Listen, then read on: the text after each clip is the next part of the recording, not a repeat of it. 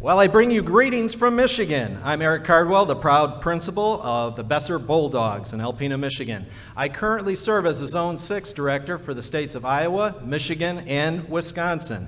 It is with passion for our profession that I'm pursuing the office of Vice President of Naesp.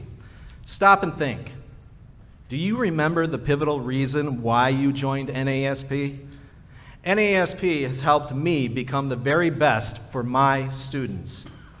As your next Vice President, I would utilize a multifaceted approach to move our organization forward by focusing on 5 key issues relevant to our profession. First, political advocacy. Naesp seeks to create the correct message and set of solutions rather than having a solution foisted upon us. Principals across the nation need to provide real-world input into educational reform and be recognized as experts in the field. Friends, this has started with ESSA. Your voice was heard on Capitol Hill. Teddy Roosevelt said, "No one cares how much you know until they know how much you care." The second goal is about you, the principal. Our profession is built upon collaborative relationships. The more we work together, the stronger our profession. Third, for the continued success of Naesp, it is essential that we promote membership. An expansion can only be accomplished through a thorough understanding of membership demographics and by addressing the specific needs of the ever-changing role of the principal. A huge step forward in addressing these early career principals has been Naesp's Rise and Shine, where principals in their first 2 years can be part of our national panel. Mark Taylor, a principal in Burlington, Iowa, shared, "Another great thing about being involved in the panel is that it actually helped me be aware of topics to discuss with my local mentor. I'm confident that this work by Naesp to support beginning principals is important work to help further the profession." Another area of membership we need to dial in on is increasing diversity within our Naesp organization and also amongst the leadership roles. This is essential in assuring that we are representative of the demographics we serve, 60,000 principals nationwide. Finally, I believe our organization stands uniquely qualified to address 2 priorities that are near all of our hearts: the poverty and mental health issues that our children are facing across the United States. Those of you in D.C. last year heard me speak about the impact of poverty and what it has upon children. I continue to believe that this issue needs to be underscored in our nation's discussion, not just as an educational crisis, but as a societal crisis. The Journal of American Medical Association ran an editorial by Joan Lubby, MD, titled "Poverty's Most Insidious Damage: The Developing Brain." In it, she cites a study demonstrating that children living 1.5 times below the federal poverty level had smaller volumes of several key brain regions critical for cognitive and academic performance. Our children deserve better. There needs to be an expansion of mental health infrastructure in the United States to better serve students and families. We have witnessed this crisis firsthand.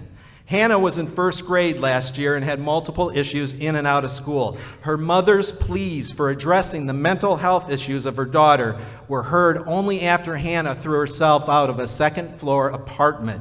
Hannah deserved better. Robert is a kindergarten student who had severe emotional issues. Over Christmas, they became so severe that the mother brought Robert to the hospital twice, and they were sent away to go back home with a child psychiatric appointment scheduled for June, 6 months away. Our children, Robert, deserves better. Maddie, who attends Michigan State University, has battled severe depression for years. In October, she was taken to Sparrow Hospital in Lansing. Imagine getting that phone call. I can. Maddie's my daughter. During the week I spent in Lansing, our family experienced firsthand the lack of access to mental health support for children, waiting a month for an appointment. When I approached Maddie about telling her story here, she said, "Dad, if it brings awareness and saves just one child, it's worth it." Maddie deserved better. NASP can serve as a launching board to bring these issues of poverty and mental health to the forefront and begin a national discussion.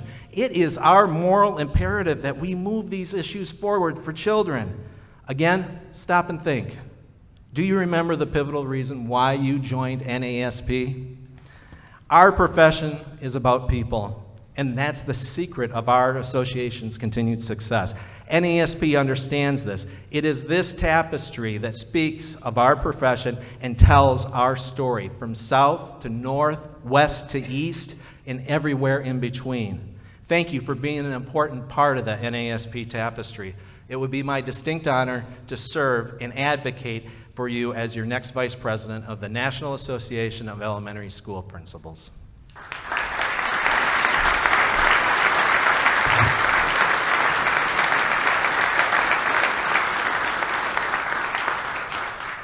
Thank you, Eric. At this time, we will move on to the question and answer portion of the presentation. Eric, you will have 2 minutes to respond to the following question. When you are on the road as president representing NAESP, what do you believe will be your most important responsibility and why?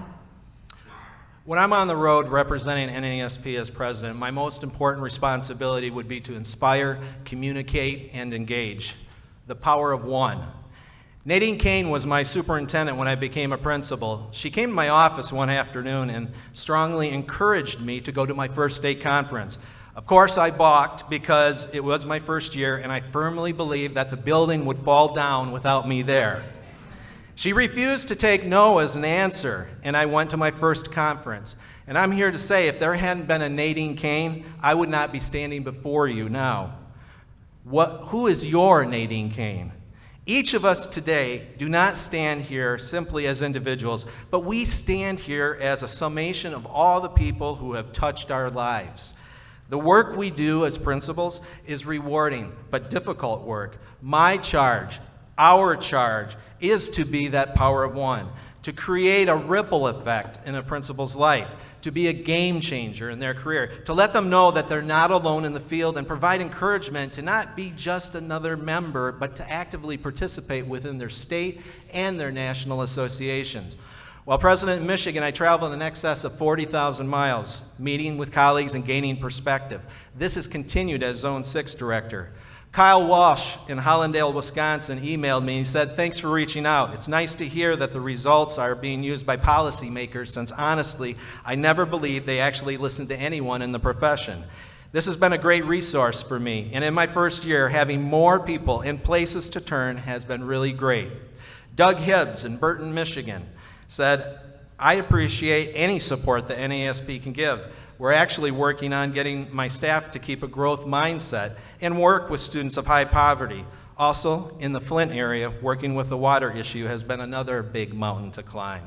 So to foster the critical areas of communication and engagement, I will continue to use Twitter, Facebook, as well as blogging, but most importantly is that direct human contact. I'll contact a minimum of 5 principals each week to hear their stories of success and challenges and ways in which our organization can support them. We all have the potential to be that power of one to create that ripple effect. Thank you, Eric. Now we'll move on to the second question. This one, he has a choice to choose. We have 3 questions in here. He will choose one randomly. He knows only the nature of this question, not the actual question.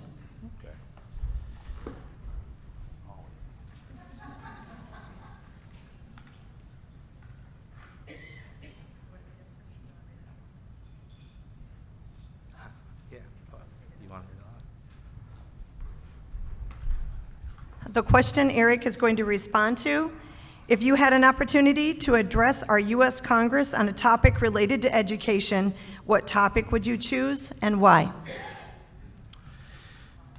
I think there are a couple of different issues. First is I think that our support for beginning principals is critical. As we already spoke, we have some infrastructure that's in place.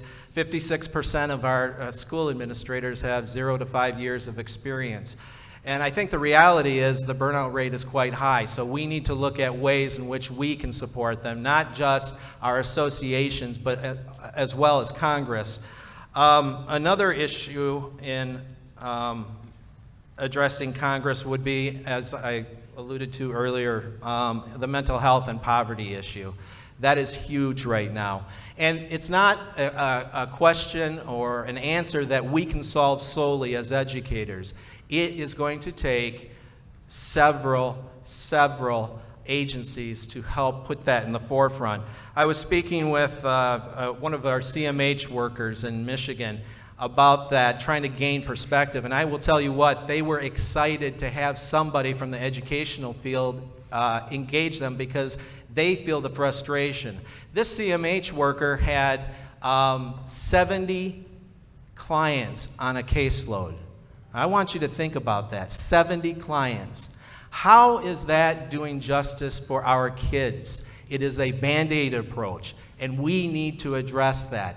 Now that is for outpatient services. Now for visiting the homes, their caseloads are as large as 17, and that is covering a 4-county area in my area. Now I also understand from talking with principals across the nation, this isn't isolated to just Michigan. This is a U.S. crisis, and we need to address it, and I would love to address Congress on that issue as well as the poverty piece. Thank you very much, Eric. Best wishes to you.